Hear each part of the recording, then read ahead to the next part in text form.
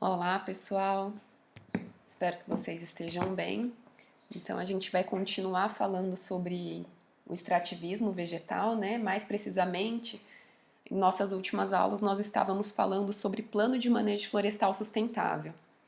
E falando sobre o plano de manejo florestal sustentável, a gente entendeu um pouquinho sobre como é a dinâmica de um projeto, né, de plano de manejo florestal, quais são as principais características desse tipo de projeto, falamos da parte técnica, né, operacional, e aí eu comentei com vocês sobre a importância da gente saber realizar o planejamento da propriedade rural, em olhar para essa propriedade rural e compreender que é possível, a partir, por exemplo, de algumas ferramentas, tomar decisões para o planejamento dessa área.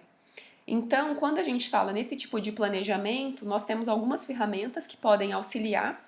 Então, eu propus para vocês e falei que eu estava trabalhando nisso, nós vamos trabalhar um pouquinho com geoprocessamento, mais precisamente com o uso e ocupação do solo, né?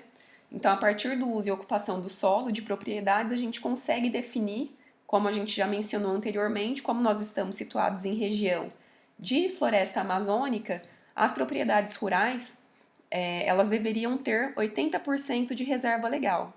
Isso aí a gente tem como base, né, o texto legal, que é a Lei 12.651 de 2008, onde nós conseguimos obter todas essas informações sobre o percentual de reserva legal de cada ambiente brasileiro. Como aqui algumas regiões, algumas propriedades, elas foram desmatadas antes de 2008, então o que elas possuíam de vegetação nativa, aquela vegetação será considerada como reserva legal. Isso principalmente focado no pequeno produtor rural, tá? Mas nós temos muitos produtores que possuem os 80% de área protegida, né?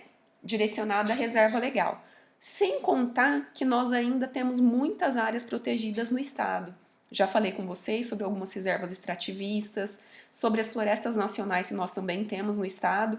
São áreas normalmente muito extensas, com mais de 200 mil hectares, e que têm a possibilidade de exploração desse tipo de atividade. Então, por isso é importante que a gente compreenda a funcionabilidade, né, a aplicabilidade desse tipo de trabalho. Então, acredito que trabalhar com uso e ocupação do solo seja uma ferramenta bastante interessante, não só para esse fim, né? No nosso caso, a gente está trabalhando com planos de manejo florestal sustentável, mas para outras atividades. Eu vou compartilhar com vocês também, encontrei um material que explica sobre a elaboração do CAR, que é o Cadastro Ambiental Rural, que vocês, como futuros engenheiros agrônomos, é interessante que vocês saibam como produzir esse tipo de arquivo, então eu vou compartilhar com vocês depois. Mas então, falando sobre o geoprocessamento, é interessante a gente falar sobre essa ferramenta porque ela possibilita o tratamento de informações espaciais e dados estatísticos em softwares que processam esses dados, né? E esses softwares, eles nada mais são do que os SIGs. Esses SIGs, eles são compostos por dados, por ferramentas, né, que são os hardwares, as pessoas, né, que somos nós quem vamos trabalhar e direcionar o nosso estudo, a nossa avaliação, e a metodologia e, obviamente, o software, né, que é o programa. Então, o SIG ele é composto por todos esses itens, né, que eu acabei de mencionar para vocês. E falando nesses SIGs, nós temos dois principais SIGs que são os mais famosos SIGs na nossa área. Então, a gente fala bastante sobre o QGIS e o ArcGIS. A diferença entre esses dois softwares é que o QGIS é um programa gratuito, desenvolvido por brasileiros, né? E o ArcGIS é um software pago. Então, na instituição, vocês têm acesso tanto ao ArcGIS quanto ao QGIS. Porém, na casa de vocês, assim como eu, a gente não tem acesso ao ArcGIS, porque a licença é bastante cara. Então, eu vou trabalhar com vocês pelo QGIS. O SIG, ele não serve apenas para trabalhar, para produzir mapas, né? A gente vai muito além dessa utilidade. A gente consegue utilizar o SIG para análise espacial de fenômenos, para o banco de dados geográficos com funções de armazenamento e recuperação de informação espacial. A gente também pode coletar e cruzar informações para expor situações políticas públicas e transformar esses dados em uma tomada de decisão, que é o caso do planejamento rural ou urbano. Nesse caso, como eu falei para vocês, a gente está focando no planejamento rural. Então, realmente é uma ferramenta muito poderosa. Quanto à produção de mapas, nós temos os mapas temáticos, que são aqueles mapas de uso do solo, aptidão agrícola de uma região. Eu acho que eu cheguei a mostrar para vocês a minha tese, eu trabalhei bastante com isso também. Então, eu demonstrei a produtividade esperada para eucalipto para o estado inteiro, também foi uma ferramenta de SIG, né? A gente também pode utilizar mapas cadastrais, onde a partir deles a gente define os espaços geográficos que possuem alguns atributos, como a localização de um município, o PIB de uma região, seja ela micro ou macro, o número populacional. Então ele realmente é bastante aproveitável, né? Ele é bastante aplicável. E aí, falando desse mapa de uso do solo, que eu mencionei para vocês que a gente vai trabalhar, a gente tem algumas possibilidades de imagem de satélite gratuitas, né? De obtenção dessas imagens. Então, nós temos as imagens de satélite pelo INPE e nós temos também pelo Ministério do Meio Ambiente. Como eu sou servidora pública e eu tenho acesso a esse tipo de material e posso compartilhar com vocês, eu preferi trabalhar com as imagens do Ministério do Meio Ambiente, que são imagens RapidEye. Por quê? Porque a resolução das imagens RapidEye, elas são de 5 metros, enquanto as imagens do INPE, por exemplo, se a gente estiver trabalhando com Landsat, depende de qual dos Landsats, elas variam de 15 a 80 metros de resolução. Então, por isso, a ideia de trabalhar com o material do Ministério do Meio Ambiente, com essas imagens RapidEye.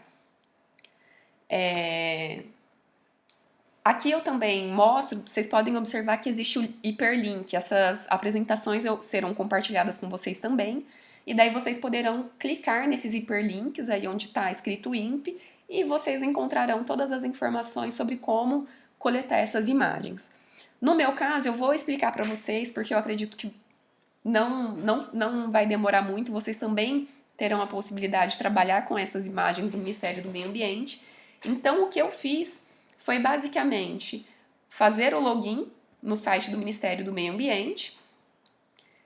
A partir do momento que eu entro no site do Ministério do Meio Ambiente, eu tenho a possibilidade de inserir o meu e-mail, o meu já está salvo, faço o login no site e aí eu entro aqui em Geocatálogo Ministério do Meio Ambiente. Desculpa, aqui no catálogo. Eu já estou cadastrada. E aí ele vai carregar essas informações, né? Aqui, para a gente não perder muito tempo e não ficar com um vídeo tão extenso, eu tenho algumas outras informações. Olha, quando ele carregar, eu vou ter uma página como essa aqui, e daí eu insiro algumas informações básicas. Quais são as informações? Eu vou informar qual é o estado que eu me localizo ou que eu gostaria de obter a imagem. Então, no caso, é Rondônia, o município Colorado do Oeste, e daí eu clico em carregar e buscar. Depois, quando o site carregar as imagens, vocês podem observar que aqui é a área total do município, só que nós temos diferentes cenas para cada região, porque não seria possível obter de apenas uma. E aí a gente consegue encontrar o ID, né, que é a identificação da região que eu tenho interesse. No nosso caso, a propriedade do IFRO, ela fica no ID correspondente a 2033026. Então, eu vou inserir esse número 2033026 aqui onde está escrito Tile ID. Então, nesse caso, eu insiro a informação e daí as informações elas aparecerão aqui embaixo.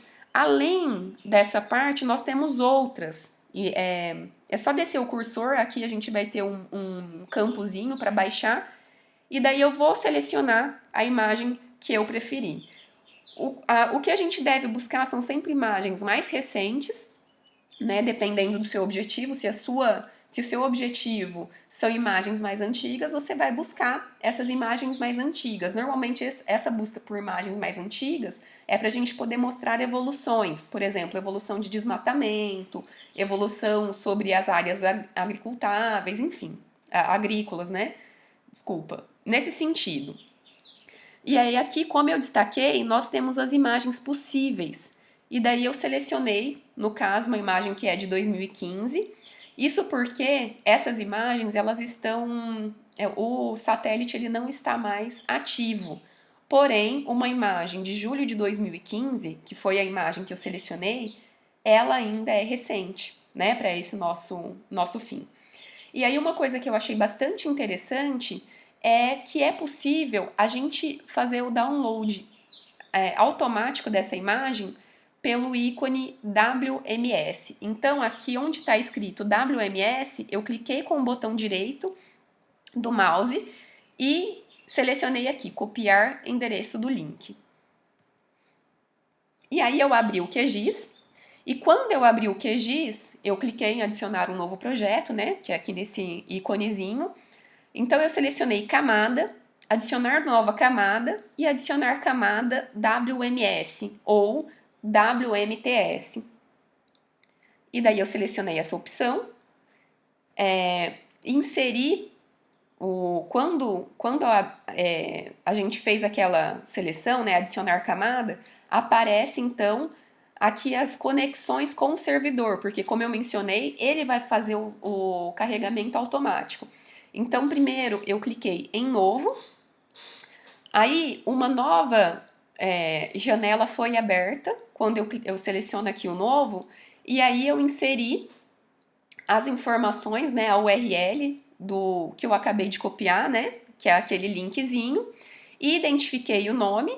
Então, no caso, eu escrevi, salvei algo do tipo área, propriedade do IFRO, e underline RapidEye, e foi isso. E depois, quando eu seleciono OK, ele pede para que eu faça a identificação. Então, olha só, IFRO RapidEye 15/7/2015, que é o período de observação da área.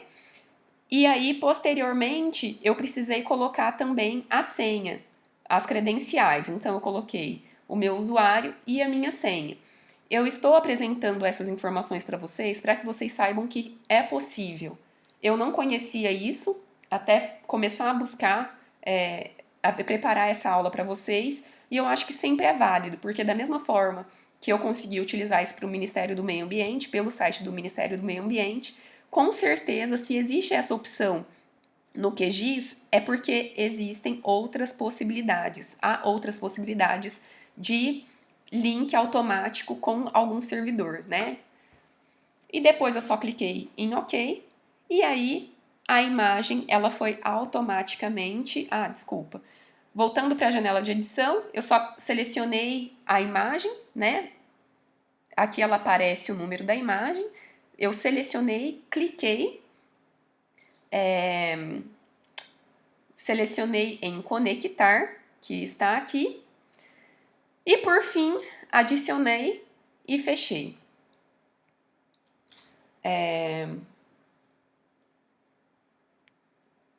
E aí a imagem está aqui. Vocês podem ver que é uma imagem de alta resolução, e eu vou compartilhar essa imagem com vocês para que a gente possa então trabalhar e fazer a determinação do uso do solo e posteriormente as unidades operacionais anuais, simulando o plano de manejo florestal sustentável.